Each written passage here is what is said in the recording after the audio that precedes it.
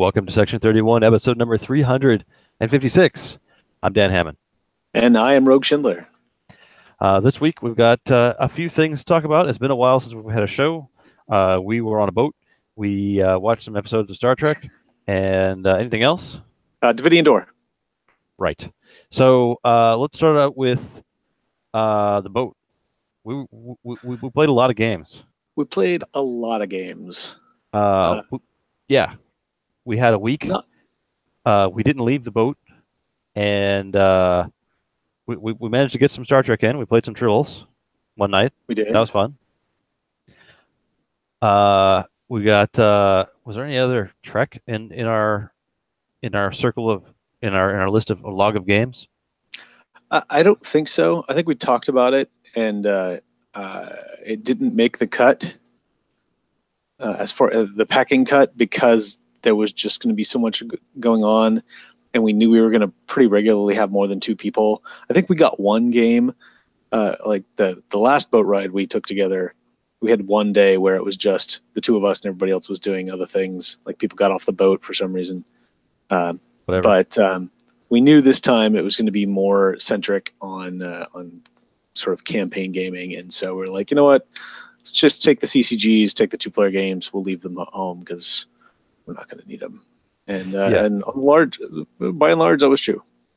Yeah, I think you're right. I think I remember last time having at least a game of ponies. But this time there were one or two single-player games, or two-player games for times when one group was playing or one group was waiting on another group. But for the most part, you're right. Multiplayer games. We did open some packs of cards. We played a bit of Unstable. The magic set. I bought a box of Unstable, and we just played Pack Wars, wherein you open up a pack and add a bunch of lands and play with whatever you get, and you don't look at the cards until you play them, which always is entertaining. We found out the guy regularly bussing our area did not like squirrels. That was so disappointing because I could have used that squirrel counter on at least one occasion. However, the random passerby, old lady who said, "Hey, what are you guys playing?" that you asked, "Do you like squirrels?" She likes squirrels, so it worked for you. I did benefit from that. So yeah. It was a fun environment to play that format. Someone mentioned that they were disappointed that no one got the high five as many people as you can in 30 seconds card. Yes. I am glad that we didn't because we probably would have knocked people over. Oh yeah, especially like busy time in the buffet. That would have been entertaining, but probably end in disaster. Yeah. As far as pack contents, we didn't get any of the $80 foils, but still had a good time. I still have half a box left over, so one of these evenings when we have nothing better to do or waiting around for another group to get here, I'll bust it out again and we can play again. Or I'll just save it for next year. That was probably the most casual of the games that we played. We came in knowing in advance that your copy of the latest On Fire cult classic hit game, Gloomhaven, was going to be arriving via the second edition Kickstarter train. And going in, I'm going to say, long term, I very much was like, I don't need to bring anything. We're just going to play Gloomhaven the whole time. And then about 2 weeks out, we played a couple times, and I was like, I'm going to bring games because I don't know how much we're going to like this because it was rough, man. We played. We didn't start the campaign until we were on the boat. What we did was we played some of the randomly generated dungeons, and man, we were playing at level 1, which is what we should have been playing at, I guess.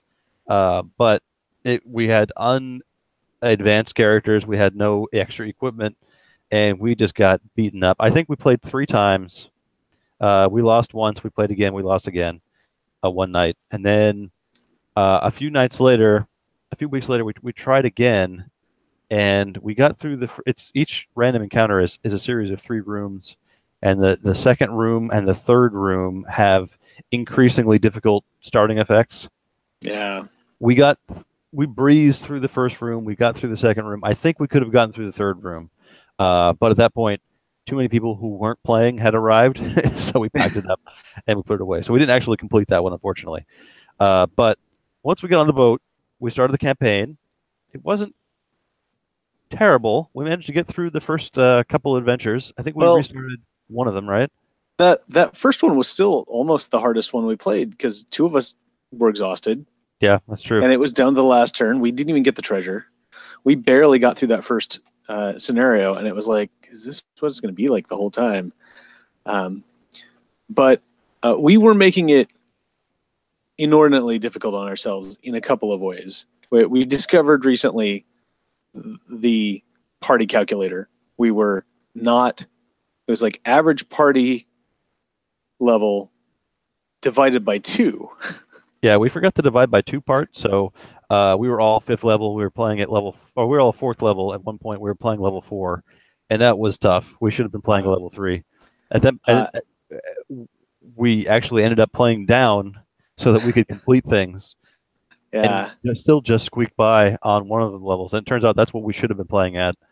Yeah. But we managed to play a bunch of scenarios. We got through. I want to say we played 10 times. Is that right? We did. By my record, we played 10 times. We got through 9 scenarios. We only had to repeat once, and that was, for the aforementioned reasons. So, I mean, given that, and the fact that, honestly, you can play with whatever party make you want, but we did not have a tank, and it was really rough. We had the healer, we had the area effect specialist, we had a single damage specialist, and we had a kind of a mix, I guess. I think we had 2 hard DPS. Yeah, 2 hard DPS. That sounds good. But yeah, you're right. Nobody standing in front, holding the line. Everyone was pretty squishy. Yeah, so it was like one person would take a hit, and it'd be like, okay, I'm down more than half my hit points. So it was a lot of running. We were having to sidestep and turn invisible, and constantly heal, and we all bought potions, and so yeah, like it was really rough. We only got that way through one of them because we like jumped over the entire room and killed the boss before anything else could get to us. I mean, it certainly engendered a great deal of creativity. Yeah, and I think we by one of the scenarios we used the no respawn to great effect. We open the doors and there's no more monsters to put on the board because they're already on the board. So there are no more monsters in that room. We use that to great effect.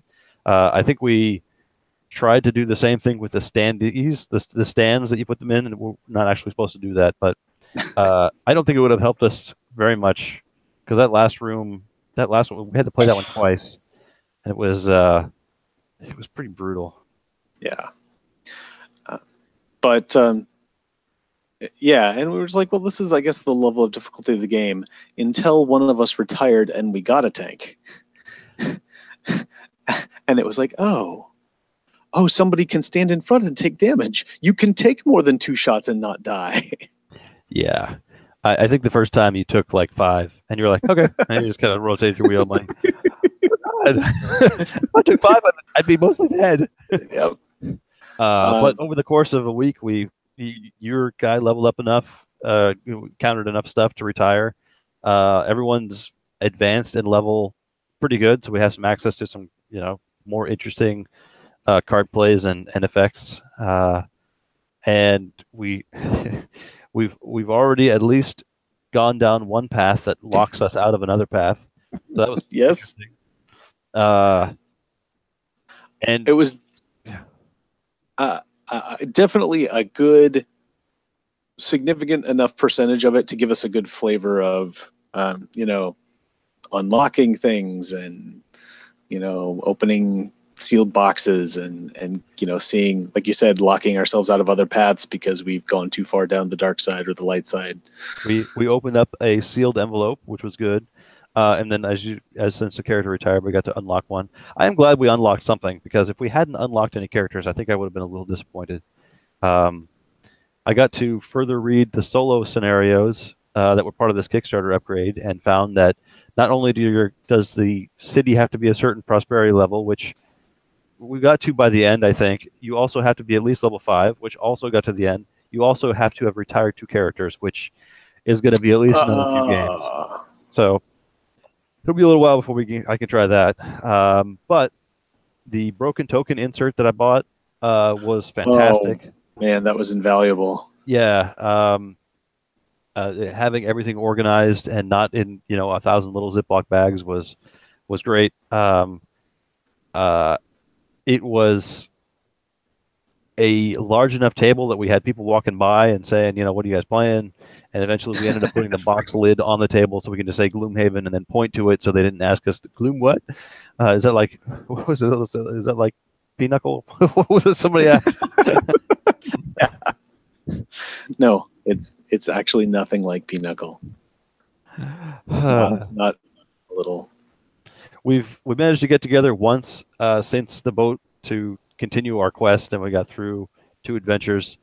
So we've furthered along. I don't think we have any specific plans to play in the next week or so, but we'll definitely hit it again and keep knocking on it. I do need to re-glue part of the broken token thing that broke, or that came unglued. I'll have to fix that. But luckily it's the one right on top, so I'm doing a lot of disassembling to get to it. Nice. But yeah, we played that quite a bit. It was good. It was worth the lugging that ridiculously huge box around. And it was ridiculously huge, but I agree. Not that I had to do any lugging, but I appreciate you doing it. And I'll have to get your broken token technique tips, because I think I'm going to have to get the one for Terraforming Mars, get it stained and put together. The other game that we probably played the most of, the new game on the boat, I think we got in about 3 games. Yeah, 2 or 3. I think I played twice. I think we played once with the basic rules, and then once with the one step in the advanced direction. Terraforming Mars is an interesting semi-cooperative, mostly competitive game where everyone's trying to advance to the end state, but everyone's trying to do it while gaining the most credit for themselves, right? Yeah. I don't really know that it's actually cooperative at all, other than you all have the same, are forced to work towards the same goal. Sure. But it's really more of a who can do it better and faster and stronger and with the most tile. There's no one actively trying to unterraform Mars. Right. That would be an interesting corporation. The Mars anarchists. Yeah. Wow. Mars for Martians. Anyway, yeah, Mars for Martians. So you're right. I think we played 3 players and then 4 players, and then last Friday we played a 5-player game, which was vastly different, just due to the limited number of full turns we get to play, the limited number of generations there is before it gets done. Yeah. But no, it was an interesting game. I think I did terribly the first 2 times we played on the boat. But you're right. There is a very cool broken token insert set for it, and I think that's the staining video I watched. The stain. Oh, really? Yeah, because they went through and found a really good red stain, kind of a nice red planet, right? Yeah. Everything, it looked really good to hold all the counters, and even I think in addition to just being able to pack the thing up efficiently, they had every single player gets, instead of that board where the little tokens go, there's like a track where you move things around. So yeah, I think that's probably the reason to get it. It's really cool having the inset so your cube doesn't move around on the counter track, because it's really easy. We did it a couple times where you bump it and your cubes go flying, and you're like, okay, was this on that or resource or this resource? Does it go here? But that has little divots perfectly fit, so you can move along the track. There's a little inset tray for each of the 6 resources. There's even a little hole in the wall between energy and heat. So at the end of your round, you just slide them over. So that's really cool. So I think that's going to be worthwhile, especially since we played it. We played it on Friday. We played it yesterday during the Super Bowl. And everybody in our group seems to really be a fan of that. So I think we'll probably get a lot of use out of that. It seems like a worthwhile investment. Right on. We did last time we went on the boat, we took the ACG and did a bunch of scenarios. This time we managed three scenarios. Is that about right? We completed 3. We did a 4th and we're unsuccessful. Oh, that's right. It came down to the last turn. The last turn. And of the last die roll, and it just came up just a little bit short, unfortunately. Yeah.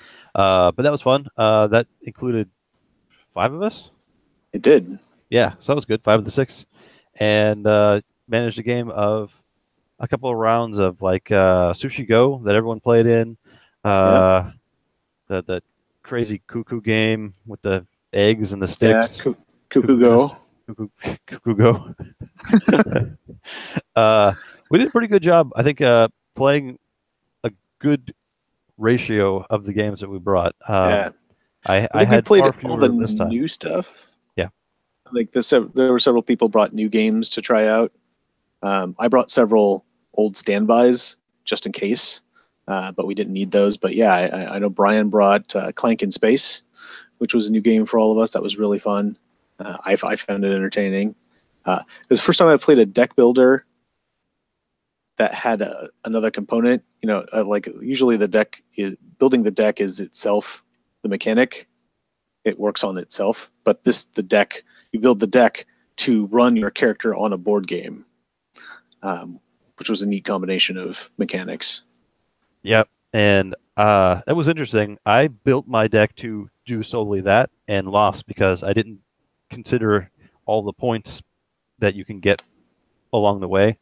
I didn't collect any point cards. I just made myself the fastest person out, and you were. I was the fastest person out, but everyone else but Charlie managed to get out and outscore me. So, yeah, that was interesting. We got in a few rounds of that other random game that Brian brought, the Robo Rally Destruction Derby, something like that. Diesel Demolition Derby. Diesel Demolition Derby. That turned out, yeah, we played 2 players one Friday night before the cruise, and it was interesting in that it became much more strategic because there was only one other card play that you had to worry about. But as soon as you get 3 or 4 players, it's like, well, each one is like a rock, paper, scissors, and you don't know. I mean, everyone's throwing down a rock, paper, or scissors, and so everyone's probably going to be knocked out. Maybe one person survives. So it had the feel of a deeply strategic game that came to 98% chance. Yeah, that is exactly the description we were talking about yesterday. So yeah, I agree. It was still entertaining, and I think it would be more fun to play knowing that going in that I'll like about how much strategy. Just be like, all right, I'm gonna throw this out and see if it sticks. If it lands, yeah. It by the last round of it, I was trying to play that like I tried to play Sushi Go a couple of rounds, wherein you figure a good play will net you 2.5 points in Sushi Go, per card by average. A good card would be 3 points. An average card would be 2 points. You're trying to get toward the 3 points. I was trying to just maximize the single play. All right, this is worth 7 points, but it could be worth 3.5. So we'll just call that an average and see if it works. I was thinking way too much. Yeah. So that's a way more strategy than I put in this Sushi Go. All right. Given my catastrophic scoring each time, I don't know if that's a good thing or a bad thing, but. All right, we managed a couple games of Buffy Legendary. Yeah, we started that off while we were waiting to get out of port. That was fun. And we have to say that the primary game room where you go to play games was in fact 10 forward. The front of the ship, deck 10. There was a bar up there. A disturbing lack of guinan, but still plenty of seats. See the front of the ship when it goes to warp, when it departs, and the first night as we're leaving, and the boat's starting to get a little choppy.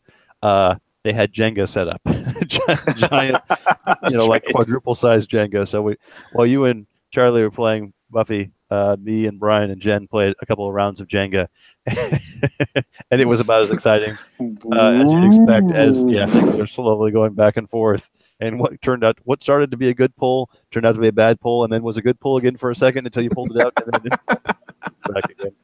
I think at least once the blocks just fell all over your board. Yep. That was entertaining. What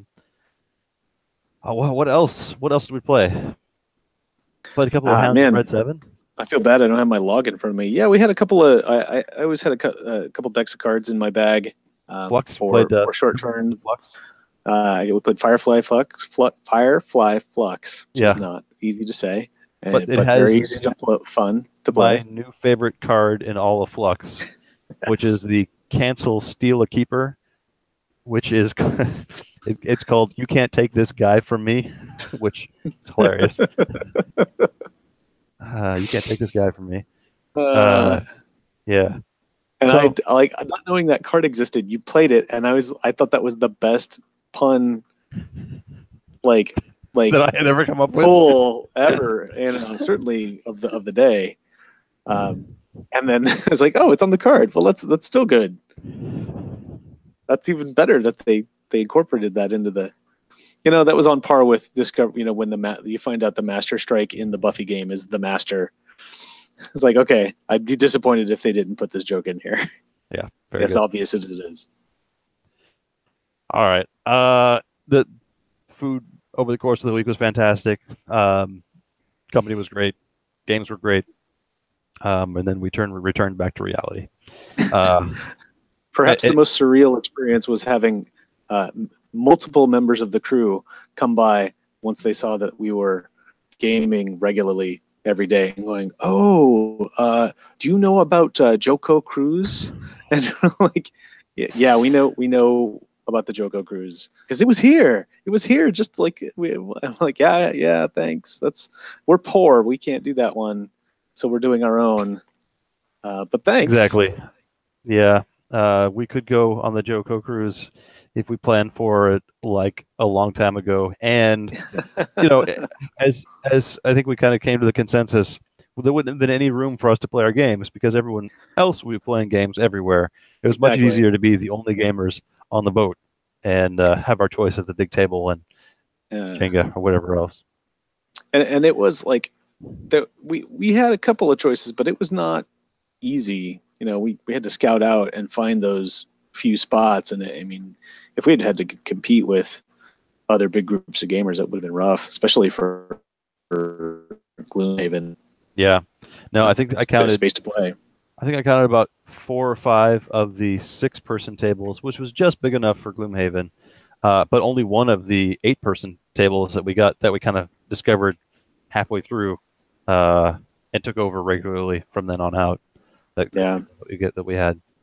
Unfortunately, there were no big tables outside. Everything outside was just a tiny 3 or 4-person table only.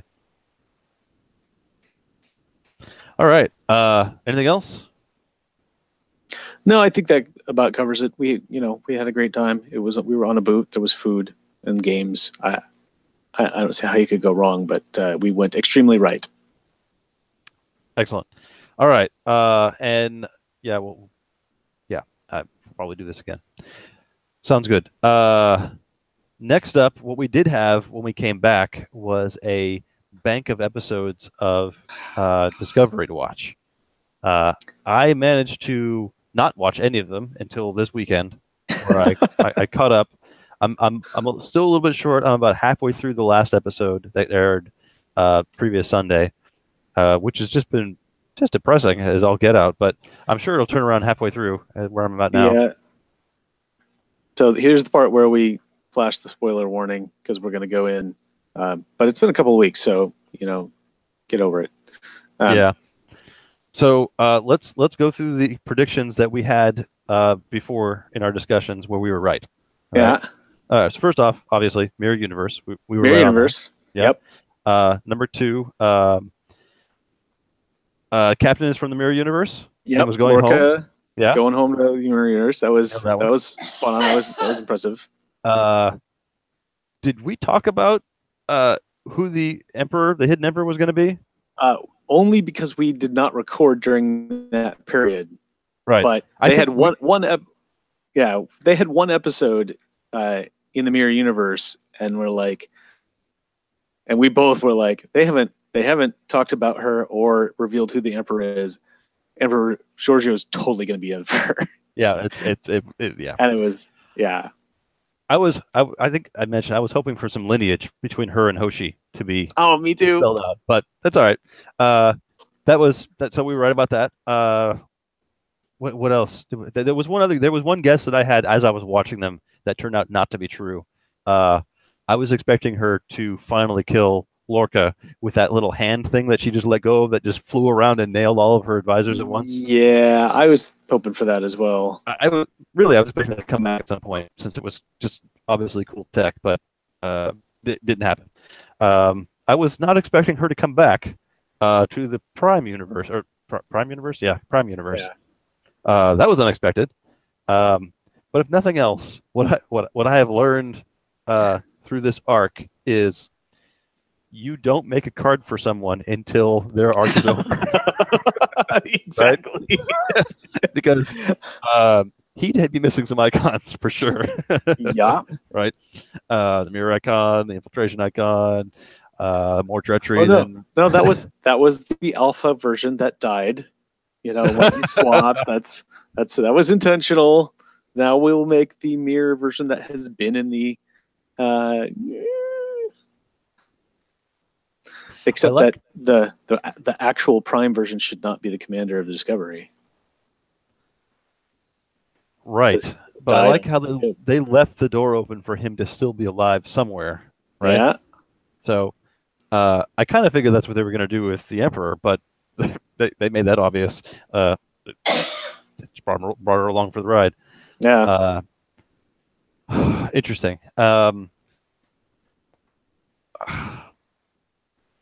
They kind of closed the book, as far as I can tell, on why they gave some good reasons why they were going to shutter away the spore drive. Yeah. As part of the war, and there's no one wants to. They don't want to let anybody into the mirror universe to find lost loved ones or whatever, so they're going to just box it up and put it in the same room with the Ark, right? Which explains why we don't know anything about it when we get to Kirk and their mirror universe experience. Why it's new. Nobody's ever done this before, or that you know of. Sure. Yeah. Yeah. That seemed to package up nicely. I'm trying to think of anything that was really out of place. We got the end of, we have the potential end of security guy, Klingon guy. Yeah. That's kind of patched up a little bit, but I don't know. That was probably my least favorite thing that has happened with all of that. Like, I really thought it was it was an interesting, even if it was not my favorite, it was an interesting idea. The whole Vok going undercover, and that was something that a lot of people called. They're like, oh yeah, it's gonna be Tyler. But then they're just like, he's got this crisis of realization, and is he gonna have to fight it? And I thought that was gonna be really interesting. How they're just gonna deal with him. Is he gonna be under house arrest, or are they gonna have to see if he can fight this demon in him? And they're like, oh, and now that we know it's here, it's gone. Yeah, they seem to have wrapped up a number of things very quickly. That seemed to could have.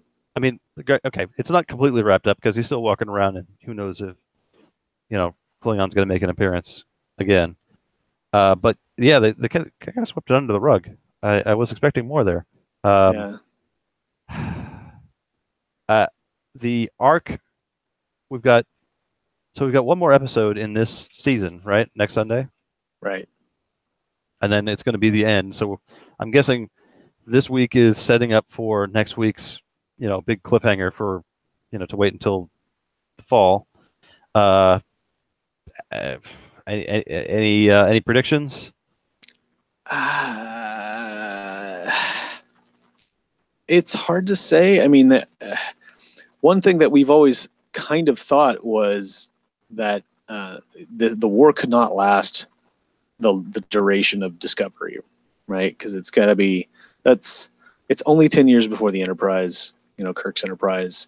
And then it's not like they're fresh out of the war when that starts. They're doing deep exploration. So this has to get wrapped up, and it's not going to be something they're not going to do a whole war series. So even the writers were like, yeah, we can't do this for too long, maybe just a season. So I don't know how they're going to wrap it up that quickly, or if it's going to bleed over into the next season and wrap up. But for as much as we have suspected and predicted, but then it's also been awesome and unpredictable within those parameters, I have no idea where they're going to go from here. Short of, the trailer seems to indicate with them going to Mirror Emperor for advice, like, okay, well, then we give them the ultimate, we've tried the Vulcan hello, now we should try the Vulcan goodbye, where we, just completely obliterate them until they, lay off. Was there a Klingon neutral zone in the TOS, or was it just the Romulan neutral zone? I think it was very unclear. They liked to go back and forth. It's like, oh, there's a neutral, and so I think there ended up being both. So at some point between now and Kirk's time, right, they've got to push back the line that's been pushed all the way to, as far as it got, all the way back to something reasonable. And then we've got a little kind of a Cold War brewing between the Federation and the Klingons. So we've got to push them back and then stop. Not completely obliterate them, because they still have the tech to fight, head to head pretty well. And a lot of little border colonies where they can have, little puppet fights, right? Yeah. The in Rathacon, the Kobayashi Maru neutral zone is definitely the Klingon neutral zone. Right. That's right. So we have to get there.